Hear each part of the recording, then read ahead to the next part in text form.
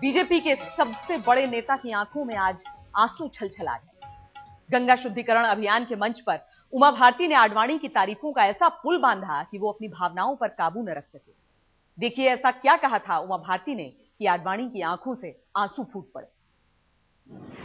आडवाणी जी वैसे ही है जैसा कि गंगा का जल है, वो निर्मल है, अविरल है।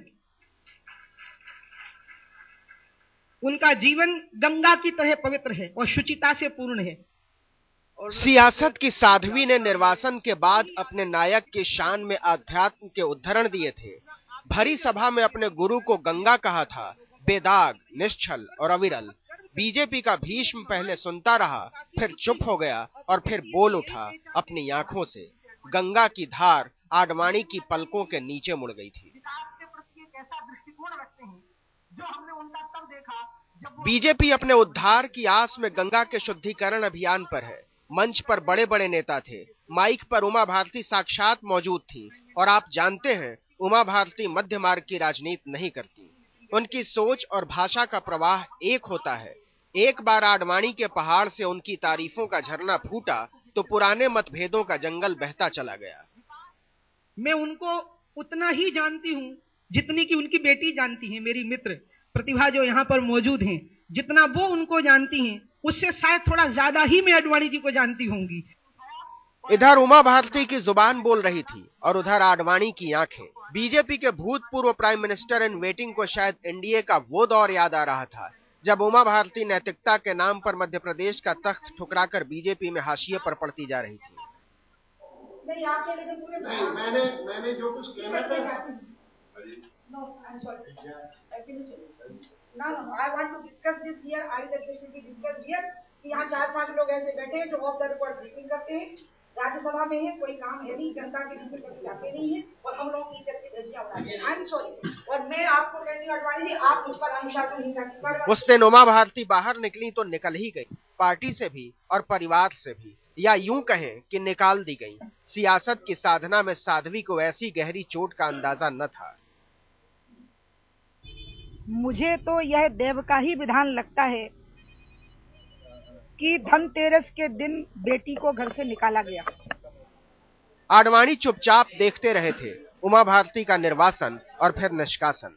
उस दिन के बाद उमा भारती ने भी राजनीति की तमाम कुंडियां खटकाई और बीजेपी ने भी उमा भारती के बगैर काम चलाकर देखा। आखिर में वही हुआ जिसका दोनों को इंतजार था। मानती हूं कि भारत की राजनीति में चाहे किसी भी दल का कोई भी व्यक्ति हो, अगर मैं एक सवाल उससे करूं कि बताओ आडवाणी जी का जीवन गंगा के जैसा निर्मल है या नहीं, तो वैचारिक तौर पर भी जो आडवाणी जी के विरोधी होंगे वो आडवाणी जी के बारे में यही राय रखते हैं कि गंगा जी के समान ही आडवाणी जी का चरित्र निर्मल है। आडवाणी की छलछलाई हुई आंखें भारतीय राजनीति के दुर्लभ दृश्यों में से एक है। विरोधियों को निपटा देने की कला का कलंदर तारीफ के कुछ शब्दों के सामने धराशायी होता जा रहा था। कभी संघ ने नकारा तो कभी पार्टी ने नहीं सुनी। ऊपर से कुछ सपने जो अधूरे भी रह गए। बीजेपी के भीष्म पितामह की आंखें यूं ही नहीं भर आती। अब आडवाणी ही बेहतर बता सकते हैं ये आंसू खुशी के थे या फिर बेबसी के। आडवाणी से पूछा ये आंसू कैसे हैं, क्यों हैं और इनका अर्थ क्या है, तो गेरुआ राजनीति के सबसे बड़े सम्राट ने दिल खोल कर रख दिया। भावुकता का कारण मैं लोग मुझे जो जानते हैं ना, वो कोई बात मुझे बहुत अच्छी लगती है तो भी मेरे आंखों में आंसू आ जाते हैं। कोई मेरी तारीफ करता है तो भी आंसू आ जाते हैं। उम्र की ढलान पर अतीत की यादें अक्सर भावुकता का भंवर बन जाती हैं। ये अलग बात है कि हमने इस भंवर में फंसते हुए नेताओं को देखा नहीं है, लेकिन विचारों का झंडा उतारने के बाद नेता भी पहले आदमी ही होता है, और वो आदमी ही क्या जिसकी आंखें ऐसे वक्त में जुबान न बन जाए। अमिताभ सिन्हा, दिल्ली, आज तक। और अब बात एक ऐसे शख्स की जिन्हें कोई धर्मगुरु कहता है, कोई कथावाचक कहता है। अपने प्रवचन में वो समाज के अच्छे बुरे का अंतर बताते हैं, समाज की भलाई का दम भरते हैं, लेकिन जब गैंगरेप पर उन्होंने व्याख्यान दिया तो लड़की के लिए ही उपदेश बांचने लगे। आसाराम बापू की बात कर रहे हैं। आप खुद ही सुनिए दिल्ली की दरिंदगी पर आसाराम के असंत बोल। 6 शराबी थे, 5 या 6 जो भी थे। भगवान का नाम लेती और एक का हाथ पकड़ती, तेरे को तो मैं भाई मानती हूँ। 2 को बोलती, भैया मैं अबला हूं, तुम मेरे भाई हो। धर्म के भाइयों, भगवान का नाम लेकर हाथ पकड़ती, पैर पकड़ती, इतना दुराचार नहीं होता। गलती एक तरफ से नहीं होती। दुनिया को इंसानियत, मानवता, संयम और लोकाचार का पाठ पढ़ाने वाले संत आसाराम के इस बोल को सुनकर शायद शर्म को भी शर्म आ जाए। धर्म की पतार थामे रखने का दावा करने वाले धर्मगुरु ने दिल्ली में चलती बस में हुए अधर्म की व्याख्या कुछ इस तरह कर डाली। इंसानियत को शर्मसार करने वाले वहशियों के खिलाफ तो आसाराम ने कुछ भी नहीं कहा, लेकिन देश की बहादुर बेटी को जरूर कटघरे में खड़ा कर दिया। जिस लड़की की बहादुरी को पूरा देश सलाम कर रहा हो, उसे अबला बताकर आसाराम ने दरिंदों के सामने गिड़गिड़ाने तक की नसीहत दे डाली। भगवान का नाम लेकर हाथ पकड़ती, पैर पकड़ती, इतना दुराचार नहीं होता। गलती एक तरफ से नहीं होती। महिलाओं को लेकर ये घिनौनी सोच खुद को संत कहने वाले आसाराम की है। संतई का मुखौटा पहनकर आसाराम ने पाखंड की ऐसी फसल तैयार कर दी कि भक्त उनके नाम के पीछे बापू लगाते हैं। इन्हें सुनने के लिए हजारों की भीड़ जमा होती है। संत कहलाए जाने के नाते वो धर्म, भक्ति और अध्यात्म पर प्रवचन देना अपना स्वयं सिद्ध अधिकार समझते हैं। प्रवचन में देवी देवताओं की कथा बांचकर धर्म की ठेकेदारी करने वाले आसाराम ने इस हादसे को भी अपनी मार्केटिंग के मंत्र से सिद्ध कर दिया। अब जिन्होंने गलती की शराबी थे। अगर उस कन्या ने सारस्वती मंत्र लिया होता, गुरु दीक्षा ली होती, तो बॉयफ्रेंड के साथ पिक्चर देखकर जिस किसी बस में घुसती नहीं। देश को जाति, धर्म, लिंग और पाखंड में उलझाने रखने की कवायद आसाराम ने यही खत्म नहीं की। सिद्ध पुरुष होने का दावा करने वाले आसाराम ने एक ही नजर में महिलाओं के खिलाफ होने वाले अत्याचार को लेकर बनने वाले कानून का भूत, भविष्य और वर्तमान देख लिया। कानून बनाएंगे, किसी ने भी छेड़खानी की या कोई भी जाकर कहेगी कड़क कानून बनाएंगे, तो पहले 2 कड़क कानून बने हैं, उसमें भी घाटा ही पड़ा है। जैसे दहेज से सताई जाती थी महिलाएं, तो दहेज मांगे तो ससुरा को, सासू को, पति को जेल भेज देती है। अब सच्चे केस तो 10-5% होते, झूठे केस 90% होते। ऐसे ही कड़क कानून बनेंगे तो पुरुषों के लिए अत्याचार वाले झूठे केस ज्यादा बनेंगे। और किसी बाजारू महिला ने किसी को फंसाना चाहा या किसी हरीफ ने किसी भाई को देके कुछ करा, तभी भी माइयों को नुकसान होगा। धर्म के नाम पर मर्दवादी सोच को बढ़ावा देने वाले आसाराम ने सुप्रीम कोर्ट से भी कड़े कानून न बनाने की अपील कर डाली। सुप्रीम कोर्ट के, हाई कोर्ट के जज सुनते हैं सज्जन लोग, तो मेरी अपील पहले कर चुका हूं, फिर से दोहराता हूं, मीडिया वाले भी मेरी बात पहुंचाएंगे। ऐसा पुरुषों के खिलाफ कोई ऐसा कानून न बने कि झूठे केसों में बेचारे पुरुष घसीटे जाएं, तो उसमें माइयां भी तो दुखी होगी।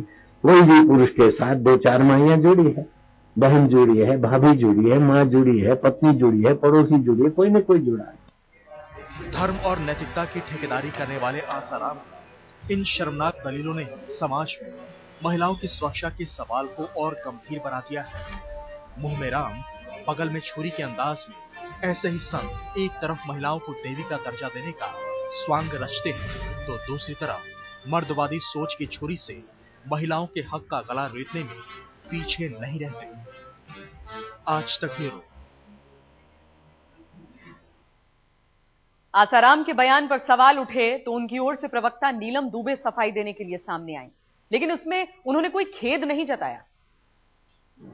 बापू आसाराम जी ने सत्संग किया था। जब ये हादसा हुआ, उसके हादसे के तुरंत बाद दिल्ली में बापू जी का सत्संग था, और दिल्ली में जो माताएं बहनें सत्संग अटेंड करने आई थी, बापू जी ने उनको नसीहत दी थी कि ऐसा ना करें, कभी भी ऐसी बस में ना चढ़ें जो बस आधी भरी ना हो और जिसमें कोई महिला ना हो। या तो कोई महिला बैठी होती या बस आधी भरी होती तो वो चढ़ती तो ठीक था। ये बापूजी ने उन सब बच्चियों को, माताओं को, बहनों को जो सत्संग सुन रही थी, जो बापूजी के करोड़ों साधक दुनिया में हैं, उन सबको ये नसीहत दी थी कि ऐसा नहीं करना चाहिए। मेरा मानना है कि उस लड़की का अंश मात्र गलती है, 0.1% वो लड़की गलत है कि वो ऐसी बस में इतनी रात को चढ़ गई। दिल्ली के साकेत कोर्ट में 16 दिसंबर गैंगरेप मामले की सुनवाई शुरू हुई, लेकिन उससे पहले कोर्ट रूम में जमकर हंगामा मचा। सुनवाई से पहले ही वकीलों में जोरदार झड़प शुरू हो गई। हालांकि सुनवाई शुरू हुई और अगली तारीख 10 जनवरी तय हुई है। अदालत में आरोपियों को चार्जशीट की कॉपी सौंप दी गई और उनसे कहा गया है कि वो चाहे तो अपने लिए वकील कर सकते हैं।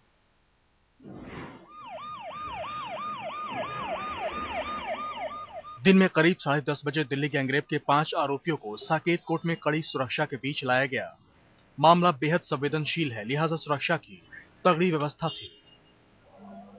सुनवाई का वक्त तय था दोपहर के करीब 12:30 बजे का, लेकिन कोर्ट रूम में सुनवाई शुरू होने से पहले ही वकीलों में आपसी झगड़े और जबरदस्त भीड़ की वजह से समय पर केस की सुनवाई शुरू न हो सकी। वकीलों का एक गुट आरोपियों की ओर से केस लड़ने की मांग करने लगा, जिसका बाकी वकील सख्त विरोध करने लगे। साकेत बार एसोसिएशन की तरफ से वकीलों ने, बहुत सारे लोगों ने अपोजिट किया कि हम इस केस के अंदर पेश नहीं होंगे, लेकिन ये तो गैर कानूनी काम हो जाता है, क्योंकि हर आदमी को हक है कि अल्टीमेटली किसी प्रकार से जो है कि उसको एक लीगल एडवाइस मिलना चाहिए, हर सूरत के अंदर आके मिलना चाहिए। किसी वकील साहब ने ये एप्लीकेशन दिया था कि मैं एमिकस क्यूरी बनना चाहता हूँ। उन सारे एप्लीकेशंस के बेसिस पे जज साहब ने ये कहा कि जो भी इस केस में एक्यूज की तरफ से वकील बनना चाहते हैं वो मुलजिम को जेल में जाके कांटेक्ट करे और वकालतनामा के साथ ही यदि वकालतनामा है तो ही मुलजिम के बिहाफ पे आ सकते हैं कोर्ट के पास, अदरवाइज वो मुलजिम की तरह से मुलजिम के बिहाफ पे अपीयर नहीं हो सकते। दोपहर करीब 2:30 बजे कोर्ट की सुनवाई फिर से शुरू हुई, जिसमें अदालत ने फैसला लिया है कि मामले की सुनवाई बंद कमरे में होगी और सुनवाई की अगली तारीख होगी 10 जनवरी। आरोपियों को चार्जशीट की कॉपी भी सौंप दी गई है और साथ ही कोर्ट ने यह भी कहा है कि अगर वो चाहें तो अपने लिए वकील कर सकते हैं। जिस घटना ने देश और दुनिया को झकझोर दिया, जिस घटना का गुस्सा खुली सड़कों पर था, अब उस मामले का फैसला बंद कमरे में होगा। अब देखना यह है कि आने वाले समय में इस पूरे मसले पर अदालत का क्या रुख होगा। हालांकि मेट्रोपॉलिटन मजिस्ट्रेट के बंद कमरे में बिना कैमरे की सुनवाई के फैसले के खिलाफ जिला जज की अदालत में अपील की गई है कि सारी सुनवाई कैमरे के सामने हो। On the behalf of citizen of India and for ourselves हमने इसको सेशन कोर्ट में चैलेंज किया, जिसपे एडिशनल सेशन जज एंड डिस्ट्रिक्ट जज इंचार्ज ने नोटिस स्टेट को इशू किया, जहां पे पीपी साहब को ये कहा गया कि वो स्पेशल पब्लिक प्रोसिक्यूटर को बुलाएं। इसके अलावा नाबालिग आरोपी की जुवेनाइल जस्टिस बोर्ड में भी सुनवाई टल गई, जो 15 जनवरी को होगी। मेट्रोपॉलिटन मजिस्ट्रेट ने बेशक इन कैमरा सुनवाई के आदेश दे दिए हैं, लेकिन इस आदेश को डिस्ट्रिक्ट जज के कोर्ट में चुनौती भी दे दी गई है। इसलिए 9 तारीख को ही साफ हो पाएगा कि दिल्ली गैंगरेप मामले की सुनवाई बंद कमरे में होगी या फिर सबके सामने। अहमद अजीम, अनुराग ढांढा और चिराग गोठी के साथ दीपक शर्मा, दिल्ली आज तक। झारखंड में सियासी संकट गहरा गया है। आज दिन भर राजनीतिक ड्रामा चला, जिसके बाद झारखंड मुक्ति मोर्चा ने अर्जुन मुंडा सरकार से समर्थन वापस लेने का फैसला किया। आपको बता दें कि झारखंड में बीजेपी और जेएमएम की मिलीजुली सरकार है। कुल 81 सीटों वाली झारखंड विधानसभा में सरकार के पास 43 विधायक हैं, जिनमें बीजेपी और झारखंड मुक्ति मोर्चा दोनों के 18-18 विधायक हैं। लेकिन अब जेएमएम के समर्थन वापस लेने से अर्जुन मुंडा सरकार अकमत में आ गई है। अब सरकार के पास सिर्फ 25 विधायकों का समर्थन बचा है। जेएमएम सत्ता बंटवारे को लेकर पिछले कई दिनों से अर्जुन मुंडा सरकार पर दबाव बना रही थी। आज दोपहर मुख्यमंत्री अर्जुन मुंडा ने शिबू सोरेन और उनके बेटे हेमंत सोरेन से मुलाकात भी की, लेकिन मुलाकात का कोई नतीजा नहीं निकला। जेएमएम के मुताबिक बीजेपी के साथ सरकार चलाने के लिए 28-28 महीने का गठबंधन हुआ था। जेएमएम का कहना है कि अब बीजेपी के मुख्यमंत्री का कार्यकाल पूरा हो गया और अब जेएमएम को सीएम की कुर्सी मिलनी चाहिए, लेकिन बीजेपी ने अपनी तरफ से इस तरह के किसी भी समझौते से इनकार किया।